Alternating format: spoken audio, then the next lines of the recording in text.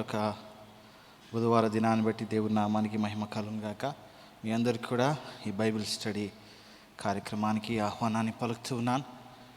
దేవుడు ఈ దినము మనతో మాట్లాడలాగన, మనం దర్శించలాగన, మరి దీన్ని ఎవరైతే వీక్షిస్తున్నారో ఆఫ్లైన్ మరియు ఆన్లైన్ వారందరికీ ప్రత్యేకమైన ఆహ్వానాన్ని పలుకుతూ ఉన్నాను.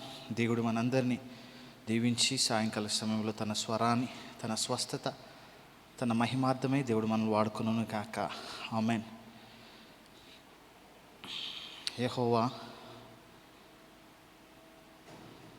దేవుని వెతకవారలారా మీ ప్రాణము తెప్పరిల్లును గాక. దేవుడు దరిద్రులను మొర ఆలకించును. ఖైదులో నుంచబడిన తన వారిని ఆయన తృణీకరించువాడు కాడు. భూమి ఆకాశములు ఆయనను స్తుతించును గాక. సముద్రములను వాటి యందు సంచరించు సమస్తమును ఆయనను స్తుతించును గాక. దేవుడి వాక్యాన్ని దీవించును గాక. ప్రార్థించుకుందాం. పరిశుద్ధుడా, నీ ఘనమైన నామానికి స్తుతులు స్తోత్రాలు మహిమ కలుగును గాక. నీ ఉన్నత నామానికి, నీ శ్రేష్టమైన నామానికి ఎంతో ఘనత మహిమ కలుగును గాక. స్తోత్రాలు. ఈ బైబిల్ స్టడీ కార్యక్రమంలో భాగంగా ప్రభా మరొక వారాన్ని మీరు మాకు దయచేసినందుకు వందనాలు. గత ఆదివార దినం నుండి ఇప్పటి వరకు నీ సంరక్షణ, నీ కృప, నీ డాలు మా మధ్యలో మాతో ఉంచిన విధానం బట్టి స్తోత్రాలు. నీ దుడ్డు కర్రయు, నీ రాజదండము మమ్మల్ని ఆదరిస్తున్న విధానం బట్టి స్తోత్రాలు. మమ్మల్ని గొప్ప చేస్తున్న విధానం బట్టి స్తోత్రాలు. ప్రభా, ఈ సమయంలో మరొక అధ్యాయము మేము ధ్యానిస్తూ ఉన్నాం. మీ సన్నిధి దయచేయండి. నీ పరిశుద్ధ ఆత్మ సన్నిధి మాకన్నా ముందు ఇక్కడ చేర్చిన విధానం బట్టి స్తోత్రాలు. ప్రతి ఒక్క హృదయాన్ని ఈ సాయంకాలపు వేళ, ఈ రాత్రికాలపు వేళ ప్రభా దర్శించబోతుంది. మీ సన్నిధి ప్రతి ఒక్కరిని బాగు చేయబోతుంది. ఎవరైతే ఏ కష్టంతో, నష్టంతో, ఏ ఇబ్బంది, ఇరుకుతో ప్రభా వస్తూ ఉన్నారో వారందరినీ ఈ వాక్యము, ఈ ఆరాధన వారందరినీ దీవించునుగాక. వారందరినీ స్వస్థపరచునుగాక. వారందరినీ నూతన శక్తిలోకి ప్రభా ఈ కార్యక్రమము నడిపించబడునుగాక. ఈ కార్యక్రమం వారిని నూతన శక్తిలోకి నడిపించునుగాక. స్తోత్రాలు వందనాలు. నీ ఆత్మ సంచారము ప్రతి ఒక్కరి మీద గొప్పగా ఉండునుగాక. ప్రభా నీకు స్తోత్రాలు.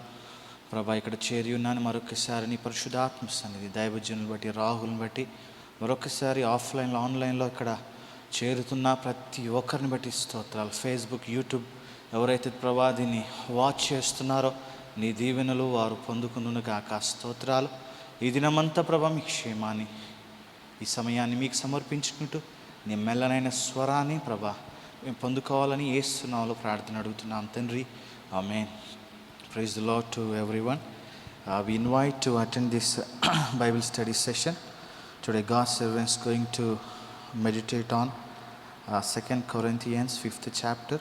So kindly give your time and watch this program and watch the anointed message.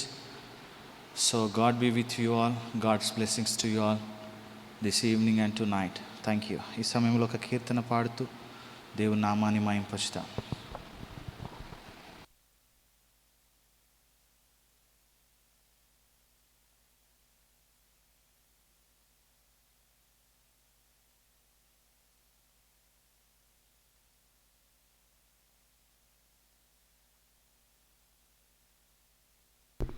Praise the lord. ఒక కీర్తన పాడుతూ దేవుని నామాన్ని మహింపరుస్తాం. దేవుని నామాన్ని మహింపరచడం అనగా దేవునితో మనం మాట్లాడడం, దేవుని దర్శించడం. కనుక ఒక కీర్తన పాడుతూ దేవుని గొప్ప నామాన్ని మహింపరుస్తాం. ఎక్కడున్నా కూడా మీరందరూ కూడా ఈ ఆరాధనలో పాల్గొనవలసిందిగా కోరుచూ ఉన్నాను. దేవుని ప్రత్యక్ష దీవెనలు, ఆయన నామాన్ని గాయకొనవలసిందిగా కోరుచు ఒక కీర్తన ద్వారా దేవుని స్తుతి ఆరాధన చేద్దాం, దేవుని మహింపరుద్దాం. ఒక కీర్తన, ఎంత మంచి దేవుడు యేసయ్యా అనే పాట పాడుతూ దేవుని నామాన్ని మహింపరుద్దాం, దేవుని నామాన్ని స్తుతిస్తాం, ఉన్నత నామాన్ని దర్శించవలసిందిగా ప్రభు నామములో కోరుచు ఉన్నాను. అందరూ ఈ పాట పాడుతూ దేవుని నామాన్ని మహింపరుద్దాం. Praise the lord.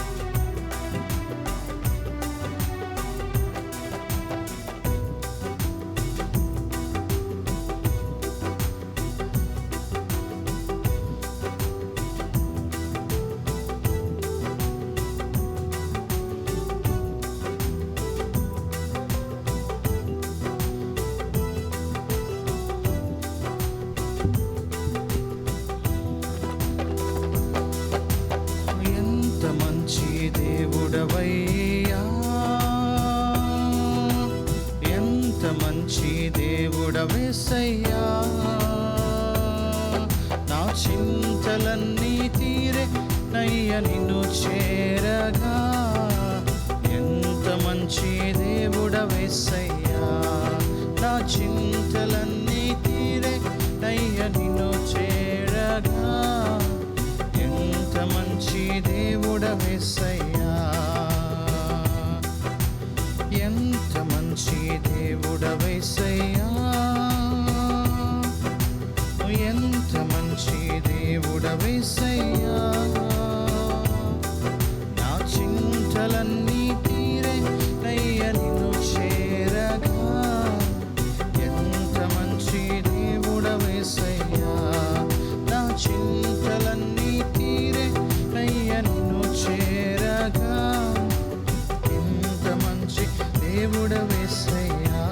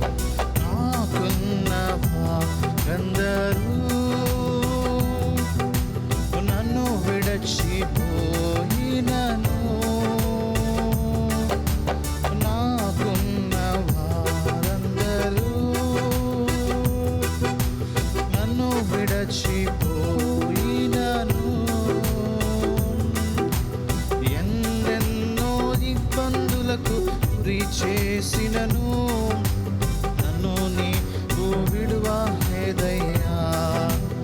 ఎన్నెన్నో ఇబ్బందులకు గురి చేసినను నన్ను నీవు విడువలేదయ్యా. ఎంత మంచి దేవుడవయ్యా, ఎంత మంచి దేవుడవేసయ్యా. చింతలన్నీ తీరే నిన్ను చేరగా. ఎంత మంచి దేవుడవేసయ్యా, నా చింతలన్నీ తీరే అయ్యా నిన్ను చేరగా. ఎంత మంచి దేవుడవేసయ్యా.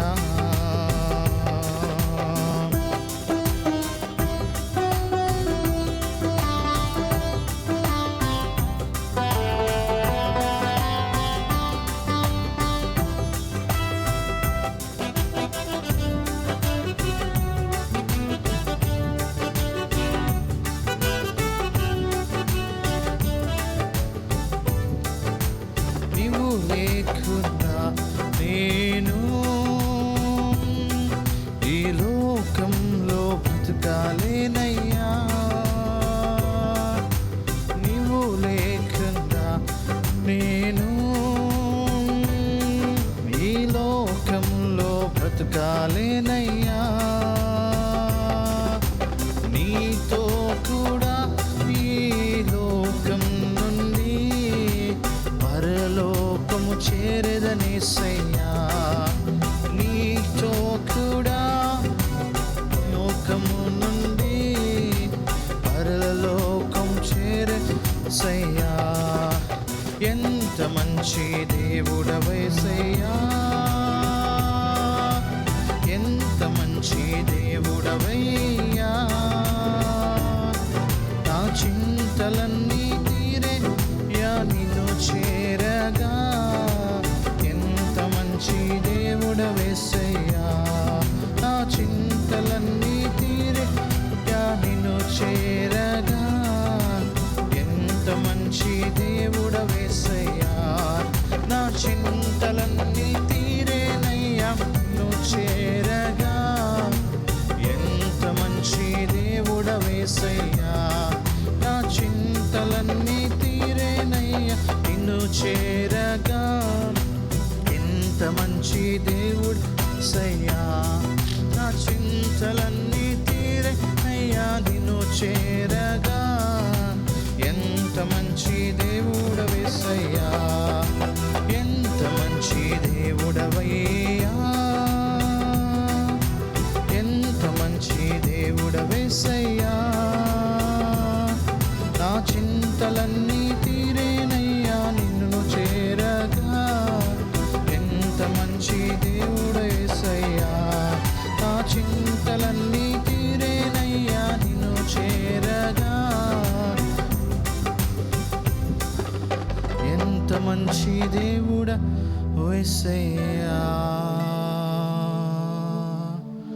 పరిశుద్ధుడా, గొప్ప దేవానికి వందనాలు, కృతజ్ఞతాస్తుతులు మీకు చెల్లిస్తూ ఉన్నాం. వారం వెంబడి వారము, దినం వెంబడి దినము, ప్రభా క్షణం వెంబడి క్షణము నీ సన్నిధి, నీ ప్రత్యక్షత, నీ గొప్ప ప్రభా మేలు మాకు దయచేస్తున్న తండ్రి స్తోత్రాలు. ఒక అన్యరాజు ప్రభా నీ గురించి ఇలాగా మాట్లాడుతున్నాడు. మహోన్నతుడైన దేవుడు, నా పక్షంగా ఉండి మహత్కార్యములు సూచక క్రియలు చేసిన దేవుని గురించి చెప్పుటకు నాకు ఈ మనసు కలిగెను అన్న మా ప్రియ పరలోకపు రాజా, నీ కార్యములు ఎంతో గొప్పవి, నీ కార్యాలు ఎంతో ఘనమైనవి, నీ కార్యాలు ఎంతో బ్రహ్మాండమైనవి ప్రభా. నీకు స్తోత్రాలు.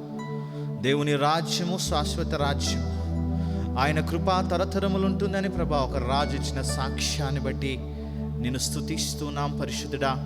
అవును ప్రభా, నీ రాజ్యము తరతరములు ఉంటుంది. నీ కృపగల రాజ్యము ఎప్పుడు మమ్మల్ని ప్రేమిస్తుంది, స్వస్థత పరుస్తుంది. దైవజనుడు మాట్లాడుతూ ఉన్నాడు, నీ కృప, నీ శాశ్వత ప్రభా ప్రేమ వారి మీద దయచేసి కృప చూపుతారని నమ్ముచు. వింటున్న వారందరికీ గ్రహింప మనస్సు, వినగల శక్తిని వారికి దయచేస్తారని నమ్ముచు. మా మనోనేత్రాలు యేసు నామములో అది తెరవబడునుగాక. ఈ స్తుతి ప్రార్థన యేసు నామములో సమర్పించి అడుగుతున్నాం తండ్రి, ఆమేన్.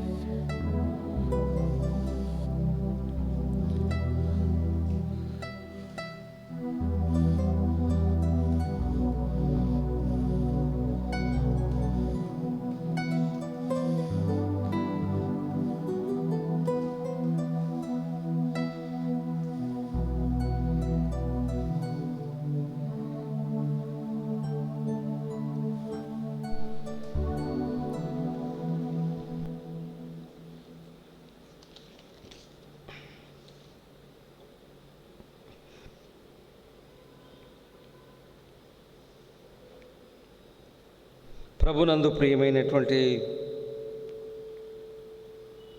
దేవుని ప్రజలారా, మీకు మరొకసారి ప్రభు అయిన యేసుక్రీస్తు నామం పేరిట శుభాశీస్సులు అందజేస్తూ ఉన్నాను. మనము గత 9 నెలలు కాపాడి దేవుని దయ వలన 10వ నెల అక్టోబరు నెలలోనికి మనందరినీ నడిపించిన తండ్రి అయిన దేవునికి మహిమ కలుగునుగాక.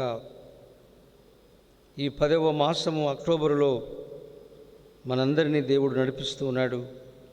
శరీరానికి కావలసినటువంటి ఆయురారోగ్యాలు, ఆహారము, మన గృహాలకు కావలసినటువంటి శాంతి, సమాధానము, నెమ్మదిని దేవుడు మనకు అనుగ్రహిస్తూ, అలాగే ఆత్మ సంబంధమైనటువంటి ప్రతి ఒక్క క్షేమాన్ని, శాంతిని, ఆదరణ కలిగించుతున్నటువంటి దేవదేవునికి వందనాలు, కృతజ్ఞతలు ఆయనకి చెల్లిస్తూ ఉన్నాం.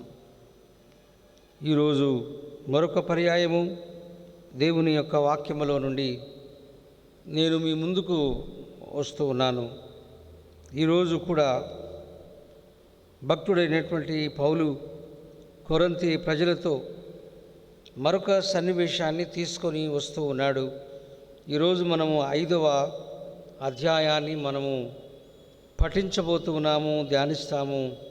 The 5th chapter, the 2 Corinthians 5వ అధ్యాయంలో దాదాపుగా 21 వచనాలతో ఈ యొక్క అధ్యాయము వ్రాయబడి ఉన్నది.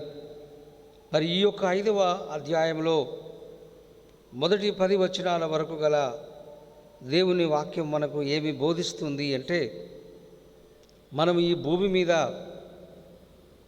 మనం ఈ యొక్క భూమి సంబంధమైనటువంటి జీవితానికి అలవాటు పడ్డాం. కుటుంబము, పిల్లలు, సంసారికమైనటువంటి జీవితానికి అలవాటు పడ్డాం. ఇహలోక సంబంధమైనటువంటి జీవన వ్యాపారం ఇది. మనం కావలసిన తినడానికి తిండి, నీళ్లు, గాలి, ఈ భౌతికపరమైనటువంటి వస్త్రాలు, నివాసాలు, బతకడానికి ఉద్యోగము, డబ్బు, ధనము, ఇవన్నీ కూడా ఈ లోకానికి సంబంధించినటువంటి విషయాలు. మనము ఈ లోకములో బతకడానికి ఇవన్నీ మనకు అవసరత ఉన్నది. కానీ ఈ లోకాన్ని మనం విడిచిపెట్టిన తర్వాత మరొక లోకానికి మనం వెళ్తాం. సో మనందరం ఈ భౌతిక ఈ జీవనాన్ని, ఈ లోకాన్ని మనం విడిచిపెట్టి మరొక లోకానికి దేవుడు మనములను ప్రమోట్ చేస్తాడు. అక్కడికి వెళ్ళిన తర్వాత మరి అక్కడ ఏమి ఉంటుంది, ఎలా ఉంటుంది అంటే, అక్కడ ఉండడానికి ఎంటైర్లీ ద డిఫరెంట్ లైఫ్. అక్కడ మరి ఉండడానికి ఇప్పుడుండే ఈ శరీరం కానీ, బట్టలు కానీ, ఆహారం కానీ, ఈ నీళ్లు కానీ, ఈ గాలి కానీ, ఈ భౌతికమైనటువంటిది, భూ సంబంధమైనటువంటిది ఏమీ ఉండదు. మరొక పరలోక రాజ్యానికి వెళ్ళినప్పుడు అక్కడ ఎలాగుంటామో మన స్థితిగతులు అనే విషయాన్ని మరి మొదటి 10 వచనాలలో కొరింథీ ప్రజలతో మాట్లాడుతూ ఉన్నాడు. నేను కూడా ఒకసారి వేరొక దేశానికి పోయినప్పుడు అక్కడ ఉండేటువంటి కల్చర్ ఈజ్ డిఫరెంట్. వాళ్ళ డ్రెస్ కోడ్ వేరుగా ఉంది. భయంకరమైనటువంటి, నేను ఫ్లైట్ దిగగానే తట్టుకోలేనంత చలి. మరి వారి యొక్క జీవన విధానాన్ని చూస్తే కూడా చాలా వ్యత్యాసంగా ఉంది. కాబట్టి నేను ఒక ప్రదేశానికి వెళ్ళగానే ఒక బ్రదర్ నా దగ్గరకు వచ్చి ఆర్ యూ ఇండియన్ అని అడిగినాడు. అంటే ఎస్ బ్రదర్ అంటే, ఎట్లా నువ్వు అంటున్నావు అంటే, నీ డ్రెస్సు, నీ కోడ్ చూస్తే ఇదంతా ఇండియన్ డ్రెస్ కోడ్లో కనిపిస్తున్నావు అని చెప్పాడు. Yes brother, I'm from India అని నేను చెప్పడం జరిగింది. కాబట్టి ఒక దేశం నుండి మరొక దేశానికి వెళ్ళగానే మనుషుల యొక్క శరీర భౌతిక డ్రెస్ కోడ్, జీవన విధానం అంతా కూడా ఒక స్టైల్ మారిపోతూ ఉంది. నేను అక్కడ వెళ్ళిన తర్వాత మరొక బ్రదర్ కూడా అన్నాడు, నువ్వు ఈ షర్టు తీసేయి అని చెప్పి నాకు ఒక టీషర్టు వేసుకోవడం, స్వెటర్ వేసుకోవడం, అక్కడ ఉండేటువంటి ఆ కల్చర్కు సంబంధించిన డ్రెస్ నాకు ఆయన ఇచ్చాడు. పౌలు కూడా అదే మాట్లాడుతున్నాడు ఇక్కడ. ఈ భౌతికమైనటువంటి శరీరము ఈ భూమి మీద అది ముసలిదవుతుంది, పండుబారుతుంది. ఈ శరీరము పని చేయకుండా అయిపోతుంది. చెవులు వినకబడకపోవచ్చు, కళ్ళు కనపడకపోవచ్చు, డైజెషన్ పవర్ తగ్గొచ్చు, మెమరీ పవర్ తగ్గొచ్చు. ఇక ఈ బాడీ నడవడానికి కష్టం కావచ్చు, తినడానికి, నిద్రపోవడానికి ఇబ్బంది కావచ్చు. కాబట్టి ఈ భౌతికమైనటువంటి ఈ యొక్క బాడీ, ఈ భౌతిక శరీరము అది చిల్లులు పడవచ్చు, పగిలిపోవచ్చు, పని చేయకుండా కావచ్చు. కానీ ఆంతర్యమైనటువంటి పురుషుడు ఉన్నాడు అని గత వారంలోనే మనము జ్ఞాపకం చేసుకున్నాము. గనక ఆ మహాపురుషుడు బలమైనవాడు. ఈ భౌతిక పురుషుడు వృద్ధాప్యంలోనికి వచ్చేస్తూ ఉన్నాడు కనుక దీన్ని మనం విడిచిపెడతాం ఎప్పుడో ఒకప్పుడు అని చెప్పి మనము ఇప్పుడే చచ్చిపోవాలనేం లేదు. ప్రాణం అంటే ఆఖరి వరకు దేవుడు పిలిచేదాకా కూడా బతకాలనే మనందరికీ ఉంది. కాబట్టి ఈ భౌతికమైనటువంటి జీవితంలో ముగించుకున్న తర్వాత దేవుని రాజ్యానికి మనం వెళ్ళవలసి ఉంది. దేవుని రాజ్యం వెళ్ళిన తర్వాత ఎట్లా ఉంటాం అక్కడ?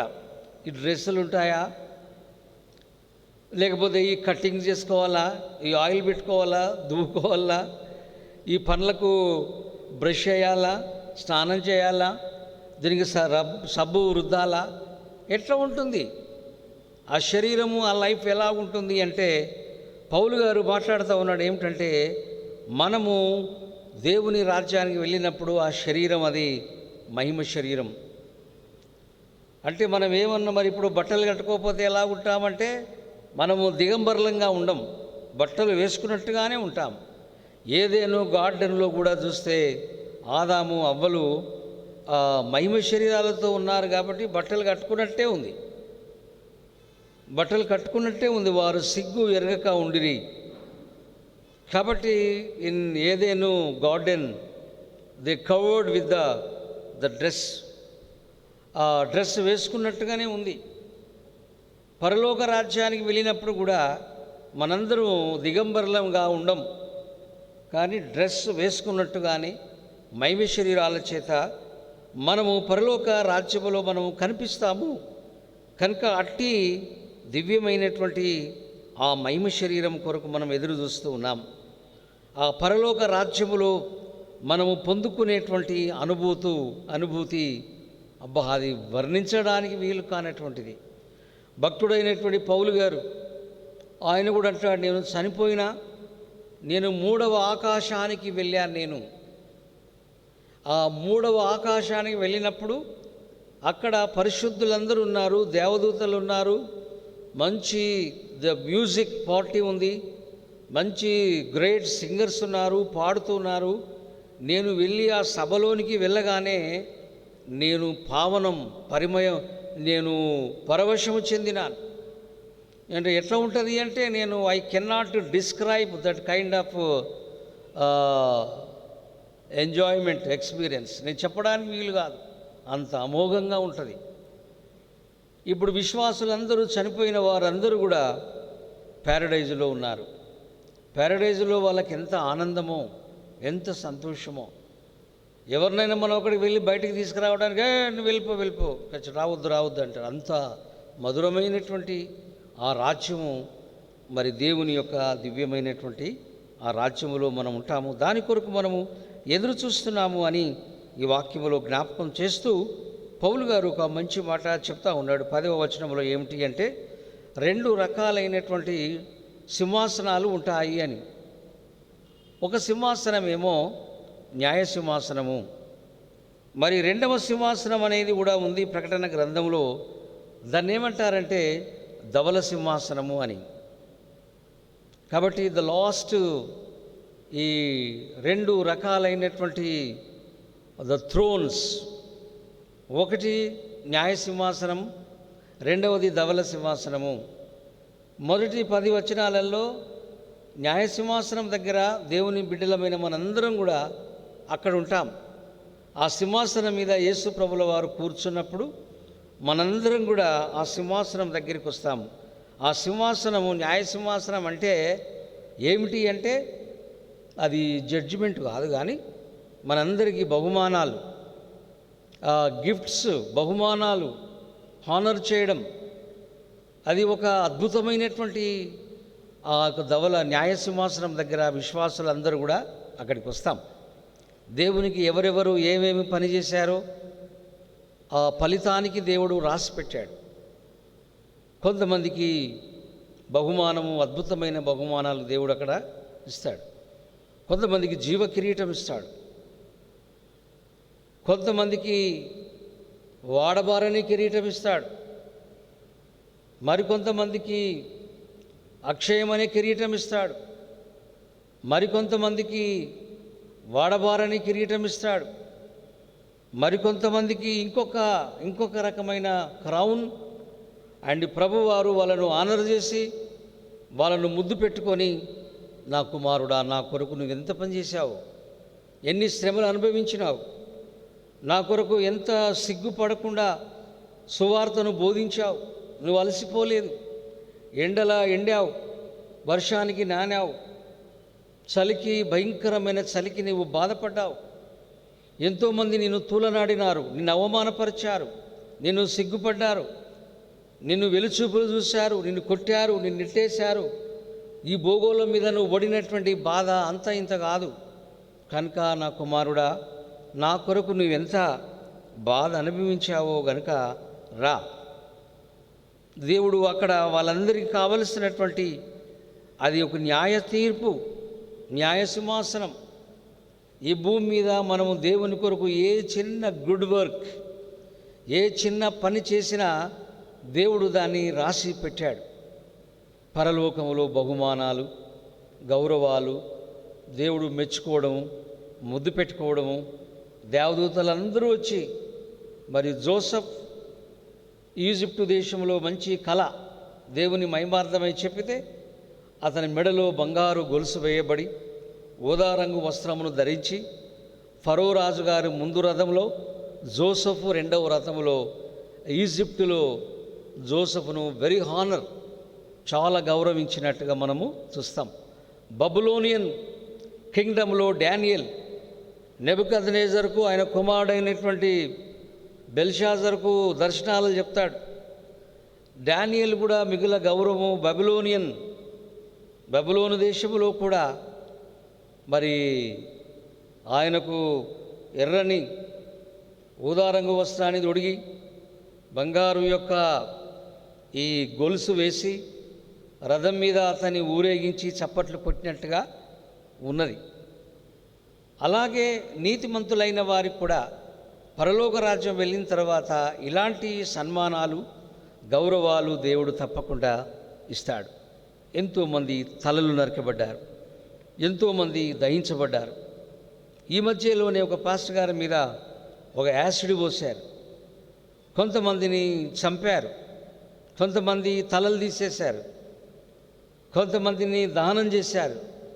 ఇవన్నిటికీ కూడా యేసు ప్రభువారు అంటాడు, ఈ భూమి మీద నా నిమిత్తమై ఏమేమి నష్టాలు జరిగినవో, ఏమేమైతే మీరు పోగొట్టుకున్నారో, ఇండ్లు వాకిట్లు ఇవన్నీ మీరు పోగొట్టుకున్నారో, పరలోక రాజ్యములో మీకు అవి 100 రెట్లు ఇవ్వబడతాయని ప్రభు చెప్పినాడు.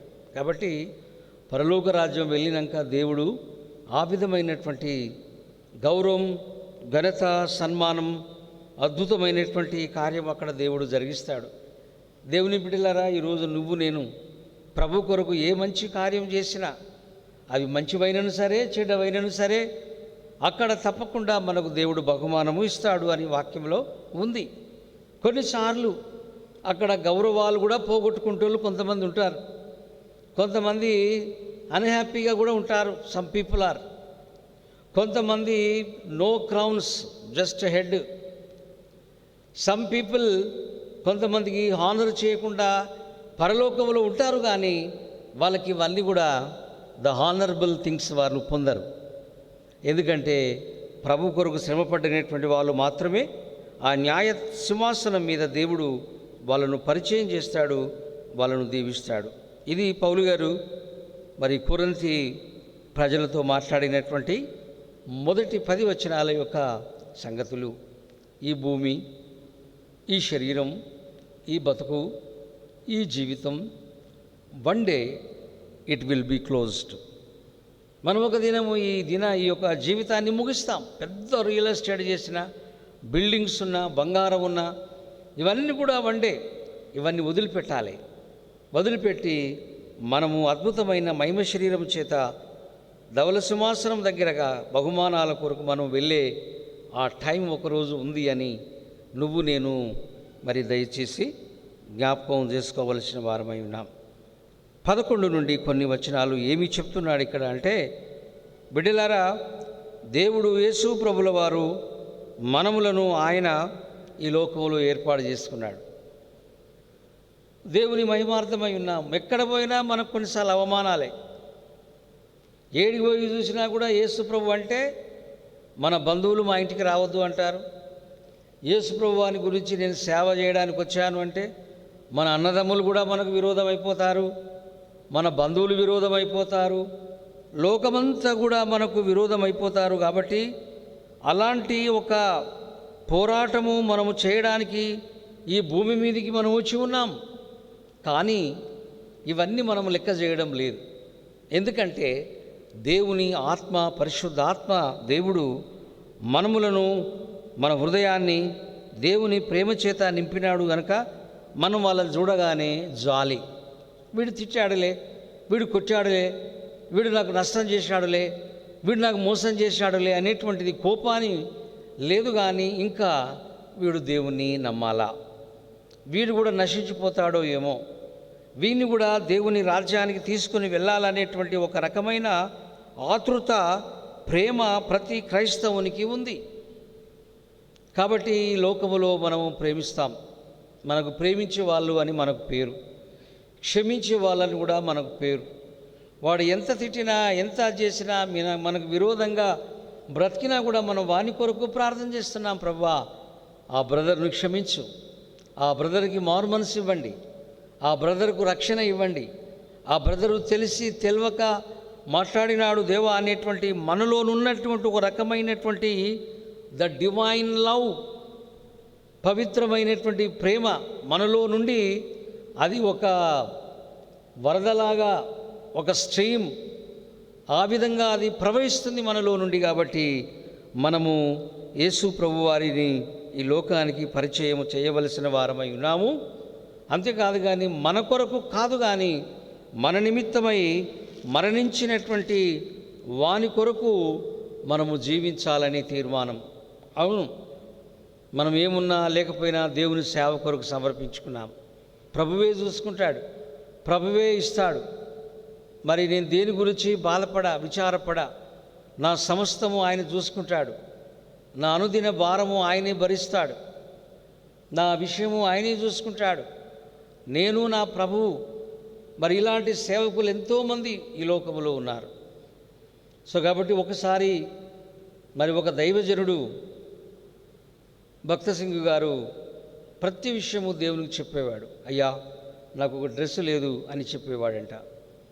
ప్రభువా, నాకు చెప్పులు లేవు అని చెప్పేవాడు. ప్రభువా, ఈ పూట తినడానికి నాకు మంచి భోజనం లేదు అని ప్రతిదీ కూడా ఒక చిన్న బిడ్డ తల్లితోని ఏ విధంగా చెప్తాడో అట్లా బ్రదర్ దేవునికి తన విషయాలన్నీ చెప్పుకునేవాడు. ఒక్కసారి ఎవరో వచ్చి ఒక బ్రదర్, అయ్యగారు మీరు ఈ షూ వేసుకోవాలి అని ఆ బ్రదర్కు షూ వేసాడట. వేసుకున్న తర్వాత కొంచెం ఎండపూట పడుకున్నాక ఎవరో ఒక ఆయన పిలుస్తూ ఉన్నాడట. బ్రదర్ భక్త సింగ్ గారు, ప్రతి విషయం నన్ను అడిగేవాడివి, ఇవాళ ఒక మంచి షూ వేసుకున్నావు, నాకు చెప్పలేదు కదా అని అన్నానట దేవుడు. ఆయన లేచి మంచం మీద నుండి మోకాల్లోని, ప్రభువా నన్ను క్షమించు, నేను అడగలేదు, ఎవడో తీసుకొచ్చి నాకు నా కాళ్ళకు వేసిపోయాడు, ప్రభువా నన్ను క్షమించు తండ్రి, ప్రతి విషయం కూడా నేను నీ మీద ఆధారపడతాను కదయ్యా, కాబట్టి నేను ఈ విషయం చెప్పలేదు అని దేవునితోని మాట్లాడాడట. అవును, చూసారా, దేవునితోని అంత సన్నిధ్యం కలిగిన వాళ్ళు కొంతమంది ఉన్నారు. అది దేవుని మీదనే చెప్పుకొని మన అవసరాలన్నీ తీర్చగలిగిన వాడు ప్రభువు అని నమ్మేవాళ్ళు ఉన్నారు. కాబట్టి ఇక్కడ అంటాడు, ఎవడైనను క్రీస్తునందు ఉన్నట్టు అయితే వాడు నూతనమైనటువంటి సృష్టి, ఇదిగో పాతవన్నీ కూడా పాతవన్నీ కొట్టుకొని పోయాయి.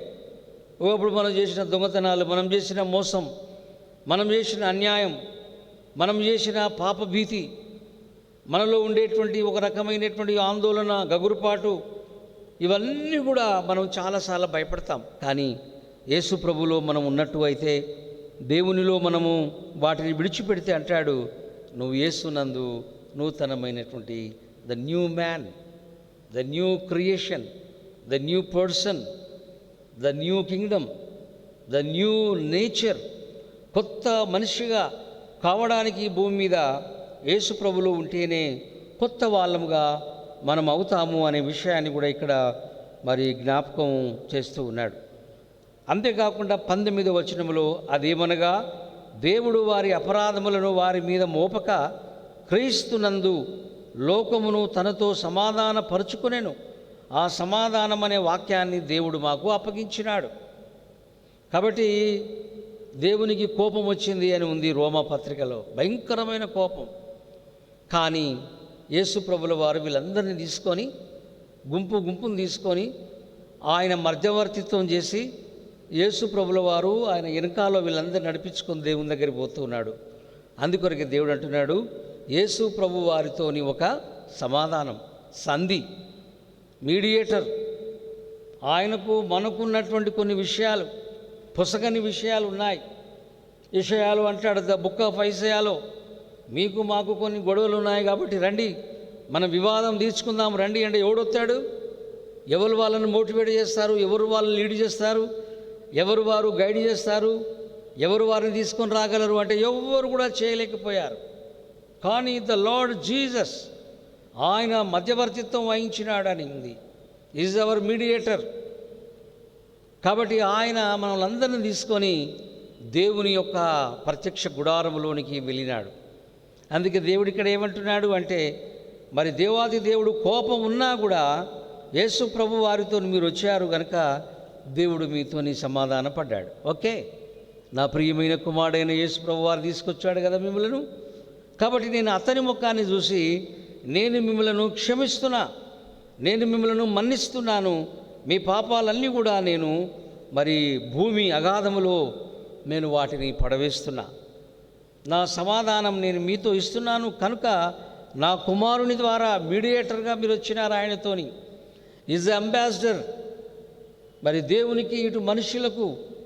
అందుకొరకే తిమోతి పత్రిక 2వ అధ్యాయంలో క్రీస్తు యేసు అనేటువంటి నరుడు ఆయన దేవునికి మనకును మధ్యవర్తి, మీడియేటర్. రండి నేను చూస్తానండి, నేను మాట్లాడతానండి అని నిన్ను నన్ను తీసుకొని దేవుని సన్నిధికి వెళ్ళినటువంటి వాడు కనుక ఆ సమాధాన దూత, ఆ సమాధానపరచగలిగినటువంటి వానితోని మనము దేవునితోని మళ్ళీ తిరిగి మనం ఒక కొత్త రిలేషన్షిప్, కొత్త జీవితాన్ని దేవుడు మనకు ఏర్పాటు చేసినాడు గనుక బిడ్డలారా, ఆ పని ఇప్పుడు ఎవరికి అప్పగించినాడు అంటే సంఘానికి అప్పగించినాడు.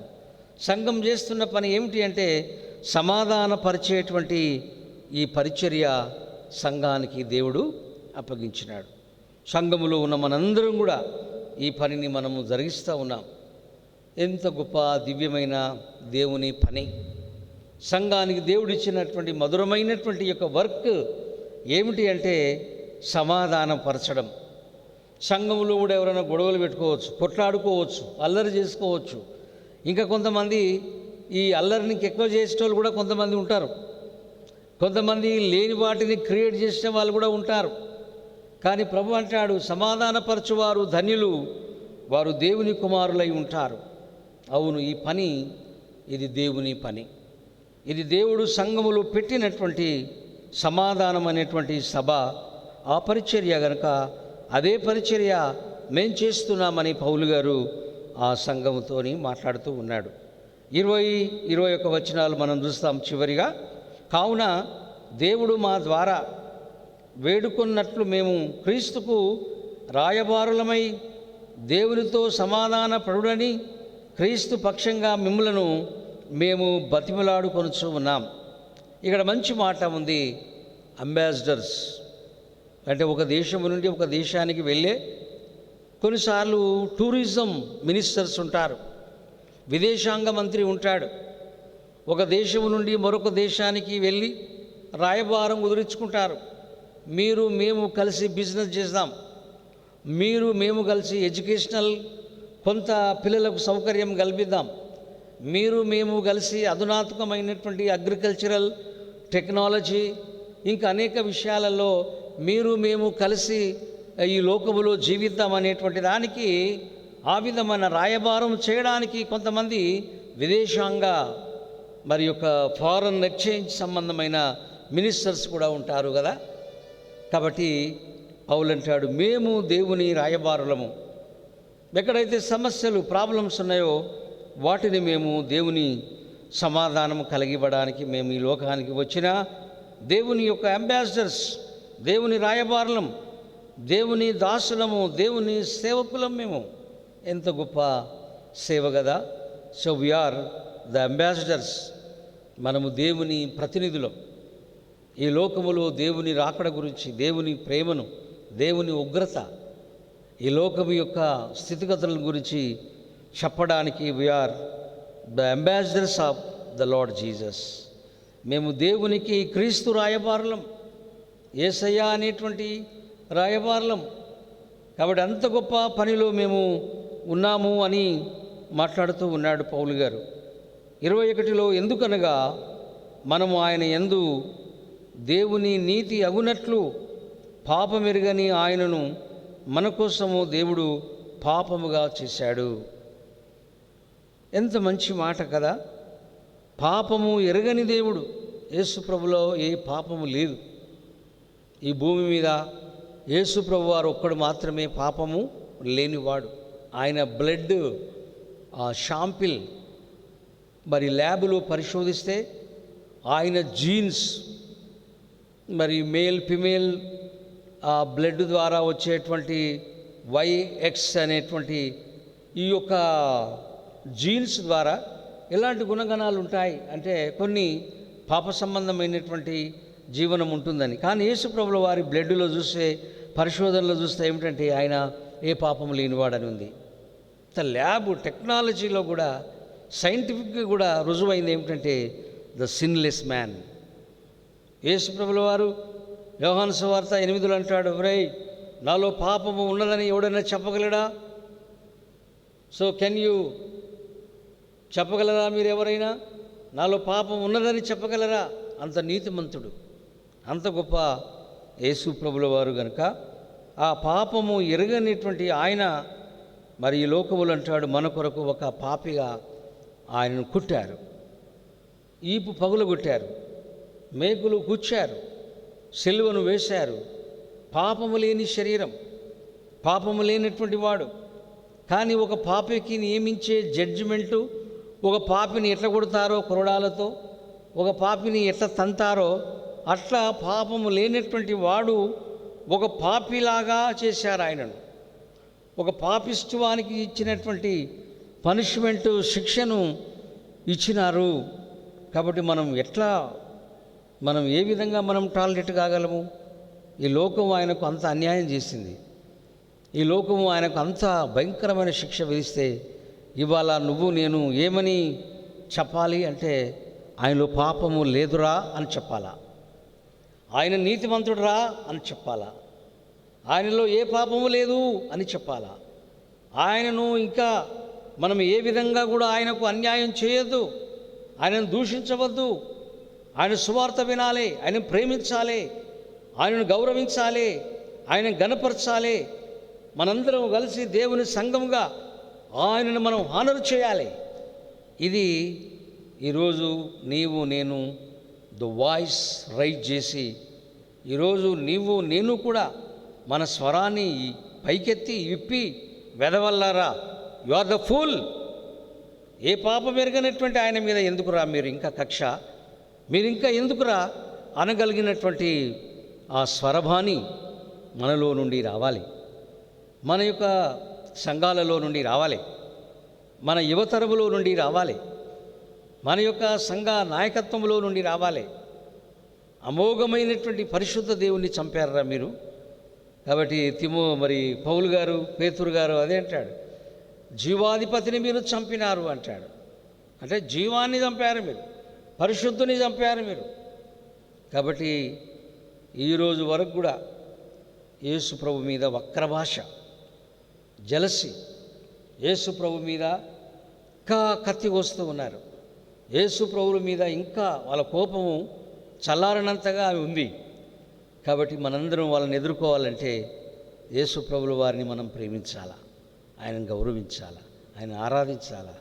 ఆయన కొరకు ఏమైనా సరే మనం ఆ డేర్నెస్ మనం కలిగిన వారముగా ఉండాలి అని పౌలు గారు ఈ 5వ అధ్యాయంలో, ఈ భూమి మీద మనం ఉంటాం కొంతకాలం, విడిచిన తర్వాత మరొక రాజ్యానికి వెళ్తాము. అది మరొక లైఫ్, మరొక బాడీ, మరొక డ్రెస్, మరొక మనకుండేటువంటి వెదర్, మనకుండేటువంటి క్రౌన్, మనకుండేటువంటి ద ఎంజాయ్ లైఫ్, మనకుండేటువంటి the new creation, the new life దేవుడు ఒక దినం మనకి ఇవ్వబోతున్నాడు బిడ్డలారని ఈ విషయాన్ని జ్ఞాపకం చేస్తూ ఉన్నాడు. కనుక విన్నటువంటి మీ అందరికీ ప్రభు పక్షంగా వందనాలు తెలియజేస్తున్నాం. ఈ మాటలు మీరు కూడా ధ్యానం చేయండి. ఓకే, నేను ప్రేయర్ చేస్తాను. పరిశుద్ధ దేవ వందనాలు. 2వ కొరింథీ 5వ అధ్యాయంలో దేవా, మేము ఈ బతికినంత కాలము ఈ ఇండ్లు, ఈ శరీరం, ఈ గుడారం, ఈ మందులు, ఈ తిండి, ఈ భోజనం, ఈ గాలి, ఈ రెస్ట్, ఇవన్నీ కూడా ఈ లోక సంబంధమైనటువంటి జీవన వ్యాపారం. కానీ ఒక దినము ఈ శరీరం పాడైపోతుంది, చచ్చిపోతుంది, ఆర్గన్స్ దెబ్బతింటాయి. One day our life it will be closed. But మేము మరొక రాజ్యం కొరకు మహిమ శరీరం, మహిమ వస్త్రాలు, నూతన జీవితం, ఆనందకరమైనటువంటి బహుమానాల కొరకు మేము న్యాయ సింహాసనం దగ్గర ఉంటాము అని పౌలయ్య గారి ద్వారా ఇచ్చిన వాక్యం కోసం వందనాలు. అంతేకాదు ప్రభువా, యేసునందు ఎవరున్నారో వాళ్ళు కొత్త జీవితం, కొత్త మనుషులం, కొత్త భోజనం, కొత్త సంగతులు ఉంటాయి. అవి ఈ అధ్యాయంలో మేము నేర్చుకున్నాం.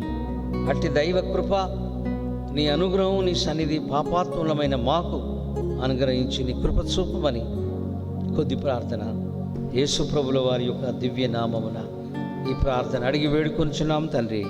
ఆమేన్. తండ్రియు కుమారుడు పరిశుద్ధాత్మ దేవుని దీవెన, దేవుని సమాధానం మనందరికీ నీ తోడై ఉండుగాక. ఆమేన్. ఆశీర్వాదంబుల్ మా మీద వర్షింపచేయుమిషా, ఆశతో నమ్మి ఉన్నాము నీ సత్య వాగ్దాతము. ఈ మాహిమీద కృమ్మరించుము దేవా, క్రమ్మరా ప్రేమ వర్షంబు కృమ్మరించుము దేవా. ఆమేన్. Praise the Lord. అందరికీ వందనాలు. దైవ చిత్తం ఉంటే మరొక వారం కలుసుకుందాం.